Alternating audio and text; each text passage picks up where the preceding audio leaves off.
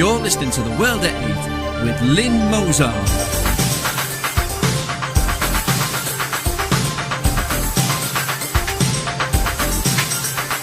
The World at 8, the number one in nationalist news. Highlights of the news today, Wednesday the 11th of June 2014. Cabinet Minister Baroness Warsi spoke Urdu throughout residents' meeting, English speakers complain. Books promoting stoning found at Olive Tree Primary School. Europe's Nationalist Alliance in crisis as Geert Wilder expresses disgust at Jean-Marie Le Pen's comments. Critics say French penal reforms coddle jihadists. 8 Italian soldiers test positive for TB after rescues. The cleansing of Iraq's Christians is entering its end game. Illegal asylum boat trade beaten as Australia's Department of Immigration and Border Protection figures show. Pakistan steps up security at nuclear bases after Karachi airport attack. Thought for the day, our kids are the worst behaved. And finally, sod it, let's offend everyone.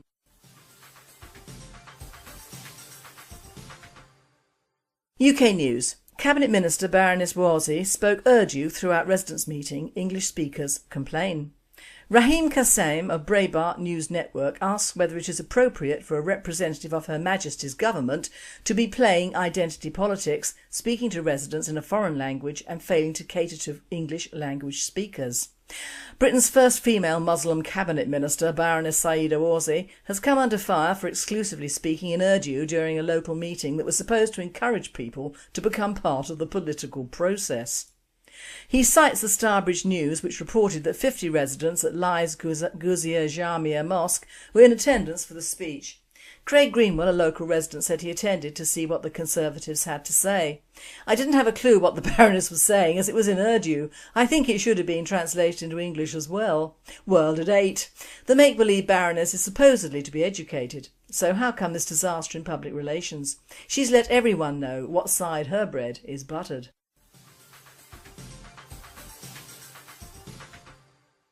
Books promoting stoning found at Luton's Olive Tree Primary School. A Muslim school found to have books suggesting stoning and lashing as appropriate punishments say it is the victim of hostility. Ofsted said some of the library books at Olive Tree Primary School in Luton contain fundamentalist views which had no place in British society. World at 8. Should have thought of that before letting them all into the country.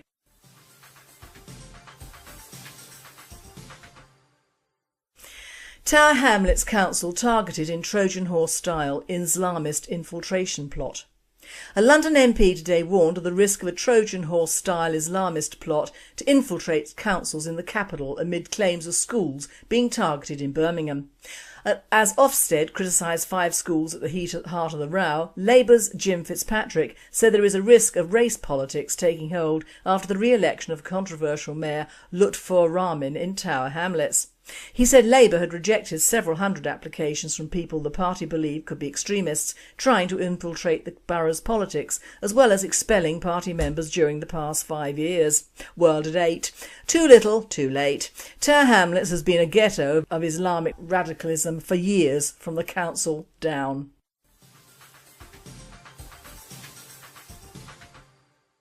European News. Europe's Nationalist Alliance in crisis as Geert Wilder expresses disgust at Jean-Marie Le Pen comments.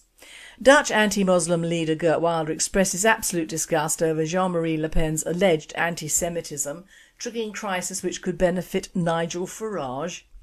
Marine Le Pen's hopes of building a nationalist alliance in the European Parliament are in crisis after alleged anti-Semitic comments by her father, the founder of the French Front National. Geert Wilders, the Dutch anti-Muslim leader and the Front National's most important ally, has described Mr Le Pen's comments he would make an oven load of a Jewish critic as disgusting, and has written to Miss Le Pen demanding an explanation. World at 8. With all nationalists it is always he said or she said. Get on with the job, Geert.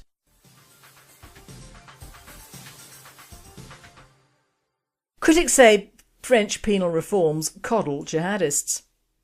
France may soon forbid imprisoning pregnant women and keep certain prisoners free on probation for up to a decade, under a major reform bill that's been called soft on crime. The reform comes amidst a prison overcrowding crisis. The head of the UMP parliamentary group, Georges Fanesh, called Toubara's probation plans cuddling therapy for jihadist candidates, noting that France needs to get tougher on crime. He noted it was especially urgent after the arrest of a French fundamentalist Muslim accused of a deadly shooting spree at a Belgian Jewish museum. World at 8. Expect a socialist government to get tough on foreign criminals? Mon Dieu et merde, non.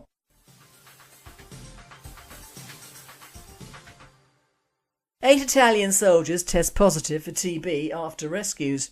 8 members of the Italian Navy involved in migrant rescue operations have tested positive for tuberculosis, but are not ill, the Navy Chief of Staff Giuseppe Di Giorgi said on Tuesday. The 8 have been involved in the Mare Nostrum RC rescue operations that began last October after about 400 migrants were killed trying to make the perilous sea journey from North Africa and the Middle East to Europe via Italy. Italy is having trouble managing after a massive increase this year in the already large flow of migrants who attempt the crossing, often at the hands of human smugglers. At the end of the last month, Interior Minister Angelino Alfano said almost 40,000 migrants landed on Italy's shores in the first 5 months of this year, almost as many as the total for all of last year. The government has come under fire over the Mare Nostrum operation, which some opposition parties say is encouraging human traffickers who know that migrants will be rescued by Italian forces. World at 8. Words fail me. They are surprised that these unfortunate, often diseased people are spreading TB and worse. What do they think happens when they get to another country and breed? Do multiracialists think these deadly diseases just vanish because they're out of the third world? Are they stupid?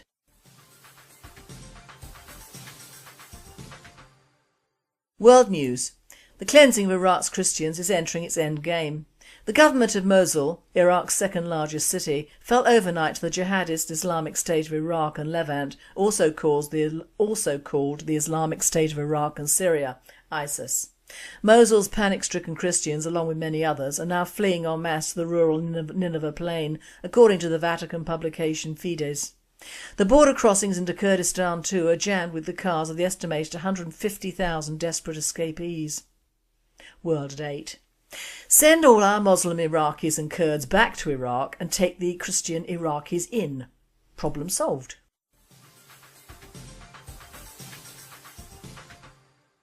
Illegal asylum boat trade beaten, Australia's Department of Immigration and Border Protection figures show.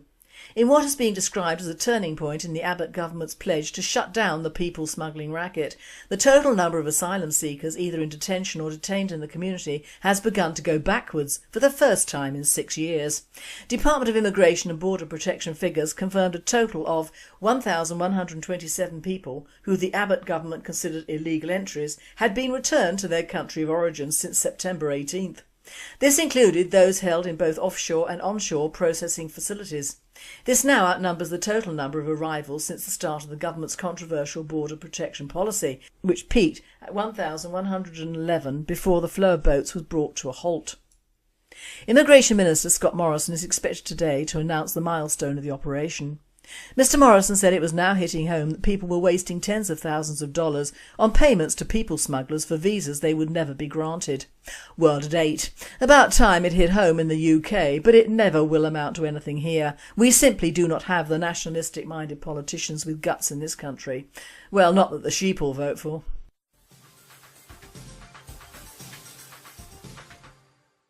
Pakistan steps up security at nuclear bases after Karachi airport attack. Taliban warns of further assaults to come as government says militants plan spectacular attack to shut down country's aviation industry. Pakistan stepped up security around nuclear facilities, military bases and government offices on Monday as more details emerged of how 10 militants brought chaos to the country's busiest airport. The Pakistan Taliban claimed responsibility for an ambitious commando assault that killed 18 security guards and civilian staff before declaring its fighters would launch a string of attacks in revenge for government hostilities. The 6-hour gun battle at Karachi airport will deal a blow to faltering peace talks and intensify pressure on a government that has so far refused to launch an all-out offensive against militant havens. Muhyiddin Wani, the Pakistani Prime Minister's press secretary, said the attack was designed to shut down the country's entire aviation industry. World at 8. As long as it shuts down the airport long enough to stop flights to England ad infinitum, I am happy.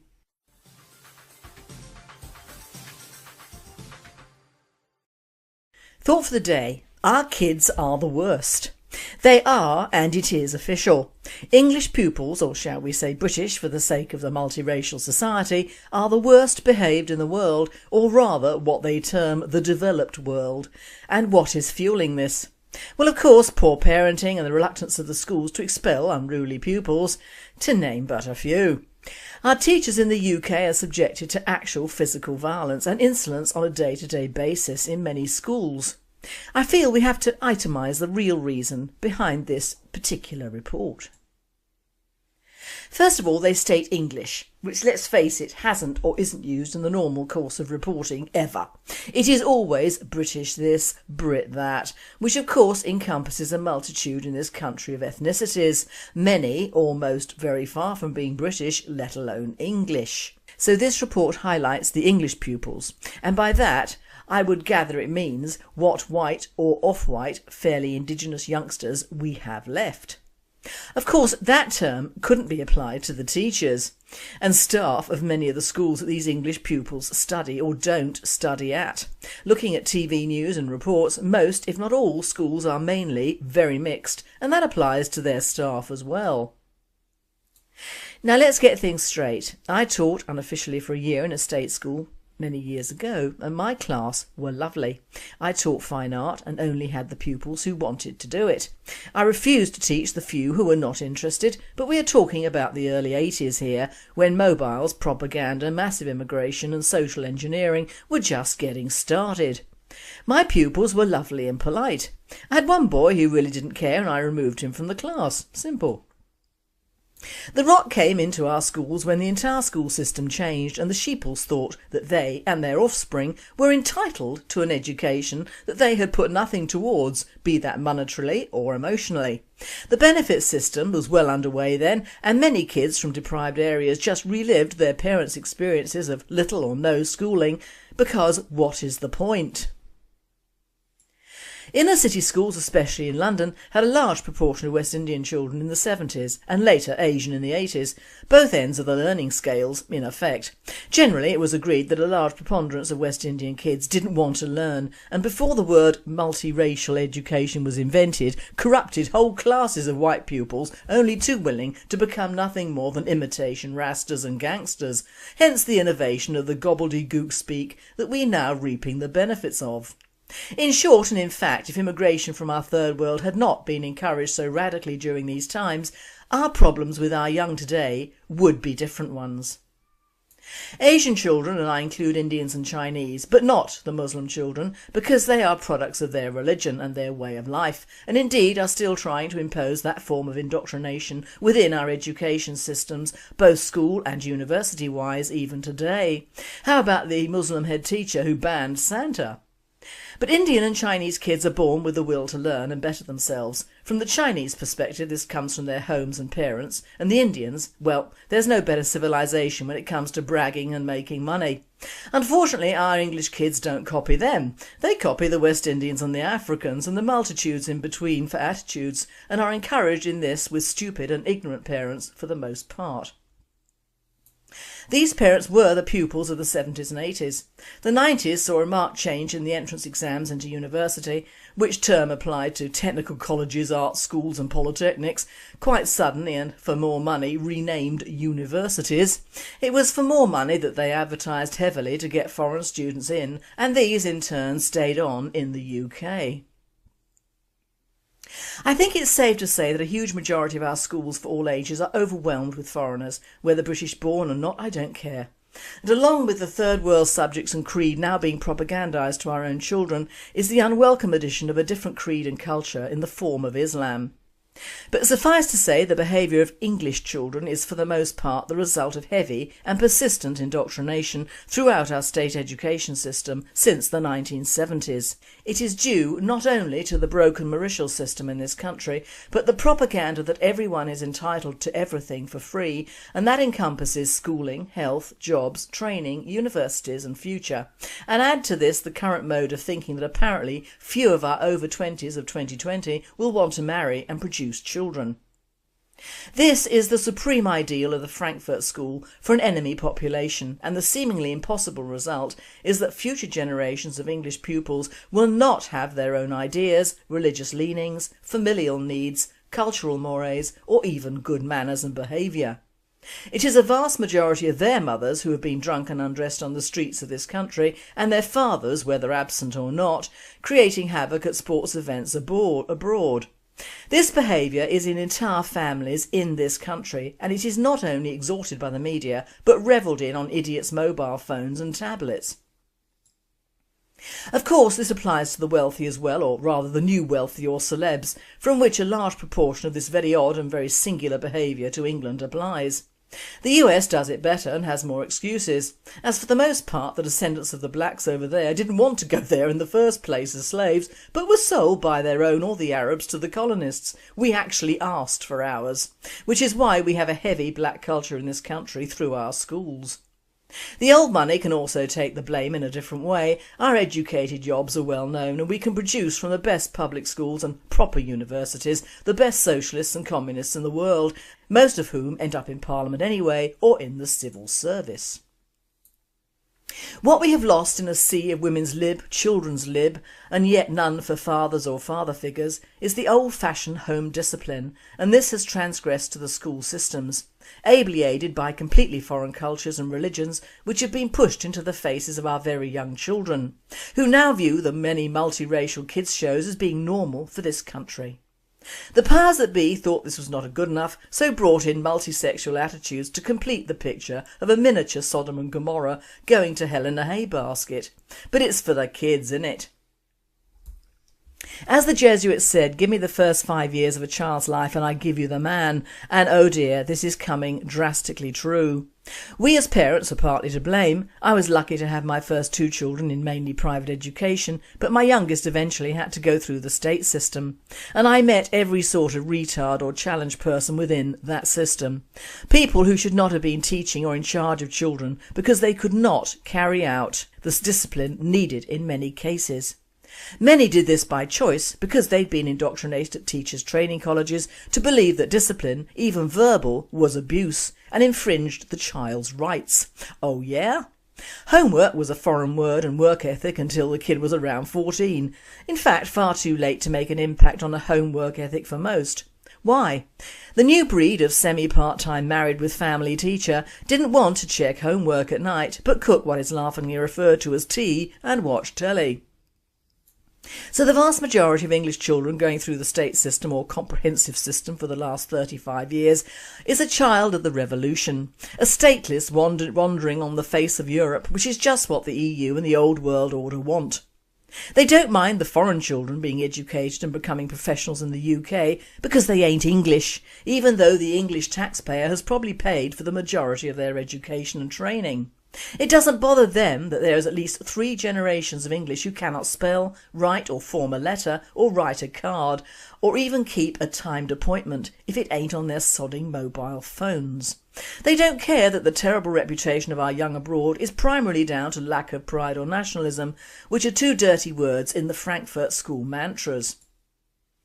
Successive governments are now seen as being the prime instigators of the word lack of. No, it ain't Russian, it's English. The present generation of school attendees or not are happy in their ignorance, as were their parents and grandparents. And this is the proud outcome of social engineering on a grand scale. Change everything, substitute with what is necessary, remove what isn't, and impress upon the subjects that this change is good for them, gives the people power, and doesn't infringe on their human rights at all.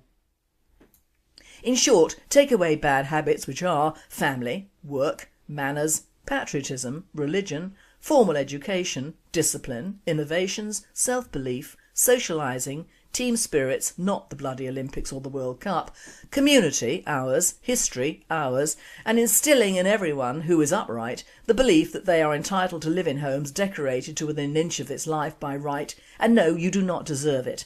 Reduce libraries and sports fields, take away apprenticeships, farm work and other seasonal work, and generally take everything we once were proud of and rename it or cancel it. In short, decimate one culture completely by naming it as old-fashioned and not for the masses. Put in crap food easily obtainable, booze unlimited, mega cheap imports for all, impose a new way of slaughtering our animals, make our entire multiracial media appear normal in the UK, impose EU edicts within our education systems, making the child more important than the teacher, change an entire vision of a country while slowly and deliberately making sure we know it is for a better world, and in short employ a scorched earth policy on an entire young indigenous population. I'm not for beating or abusing young children or raping them or incest or paedophilia, but discipline and rules are needed, and now it would appear that even the youngsters themselves miss them. You know, there are times when a mobile phone or Facebook cannot take the place of a family or a sympathetic ear. Kids need rules. That is the true meaning of education. Making the brain accept that certain rules are to be obeyed and passed on to your children. And although never a Bible thumper, there are some rules in the commandments that should be adhered to. And indeed, when they were, we had relatively contented families with children who grew up within rules and religion. Christian ones, that is. When even ex-communists like Russia admit religion is necessary as opposed to just the state, you have to follow one camp or the other. One, the Frankfurt School of Jewish Old World Order and anti-religious Marxism, which is very attractive to young, conceited and untried youth, or the more traditional religious or conservative way of discipline, education, marriage, children and the entire wheel of life. It is the latter which has made the Western world great in past centuries, not the demolition of church or whatever religion or caste you may be, or the destruction of pure, decent education for political means. And this is the lowest of the low, attacking a country's youth and then blaming them for what happens. It is the behaviour of cowards and people who lurk in the darkness of the corridors of power, without the guts to face the light of truth. It is up to us in the British National Party to turn on the lights for our future generations, not them.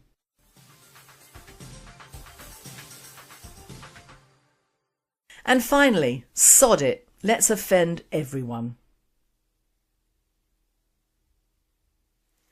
I came out of the chip shop with my meat and potato pie, large chips, mushy peas and a jumbo sausage. A poor homeless man sitting there said, "I've not eaten for 2 days. I told him I wish I had your willpower." I took my biology exam last Friday. I was asked to name 2 things commonly found in cells. Apparently young blacks and Romanian Jippos were not the correct answers. A fat girl served me a McDonald's at lunchtime today. She said, "Sorry about the wait." I said, "Don't worry dear, you might lose it eventually."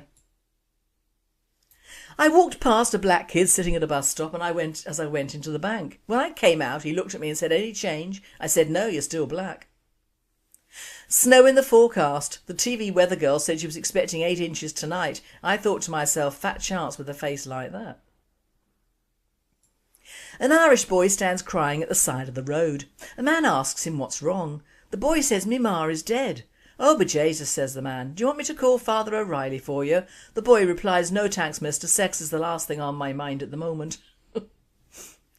Years ago it was suggested that an apple a day kept the doctor away, but since all the doctors are now Muslims, I found a bacon sandwich works much better. Japanese scientists have created a camera with such an immensely fast shutter speed that it is now possible to take a photograph of a woman with her mouth shut. I hate all this terrorist business. I used to love the days when you could look at an unattended bag on a train or bus and think to yourself, "I'm going to have that." A man in a hot air balloon is lost over Ireland. He looks down and sees a farmer in the fields and shouts down to him, "Where am I?" The Irish farmer looks back up and shouts back, "You can't fool me, you're in that basket up there." I had a trivia competition in the bag until the very last question, which I got wrong. The question was, where do women have the curliest hair? Apparently the correct answer was Fiji. A woman has a medical at the doctor's. "You are grossly overweight," he says. "I want a second opinion," she exclaimed. "OK, you're bloody ugly as well." And finally, the telephone rings and woman answers. Pervert, breathing heavily, says, "I bet you have a tight arse with no hair." Woman replies, "Yes, I have. He's watching the football. Who shall I say is calling?" You've been listening to The World at 8. There'll be no World at 8 this coming Friday as I'm away, but hope to be back on air Monday. I'm Lynn Mozart, and I and the team at World at 8 and Radio Britain wish you all a very happy and a very safe weekend. Lashing as appropriate punishments say it is the victim of hostility. Ofsted said some of the library books at Olive Tree Primary School in Luton contain fundamentalist views which had no place in British society. World at 8. Should have thought of that before letting them all into the country.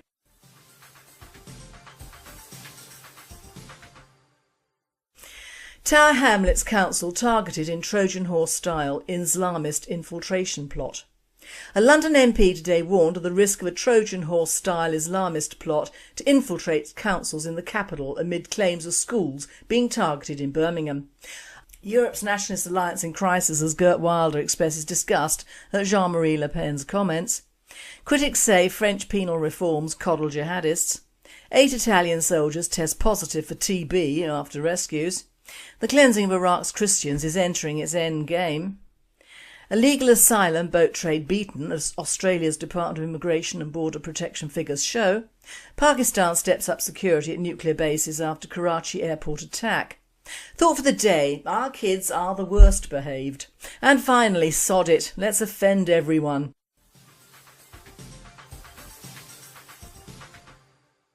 UK News. Cabinet Minister Baroness Warsi spoke Urdu throughout residents' meeting. English speakers complain. Rahim Kassem of Breitbart News Network asks whether it is appropriate for a representative of Her Majestys government to be playing identity politics, speaking to residents in a foreign language and failing to cater to English language speakers. Britain's first female Muslim cabinet minister, Baroness Sayeeda Warsi, has come under fire for exclusively speaking in Urdu during a local meeting that was supposed to encourage people to become part of the political process. He cites the Starbridge News, which reported that 50 residents at Lai's Guzia Jamia Mosque were in attendance for the speech. Craig Greenwell, a local resident, said he attended to see what the Conservatives had to say. "I didn't have a clue what the Baroness was saying as it was in Urdu. I think it should have been translated into English as well." World at 8. The make-believe Baroness is supposedly to be educated. So how come this disaster in public relations? She's let everyone know what side her bread is buttered.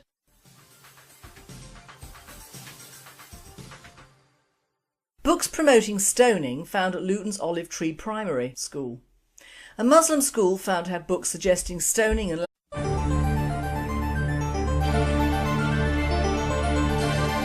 You're listening to The World at 8 with Lynn Mozart.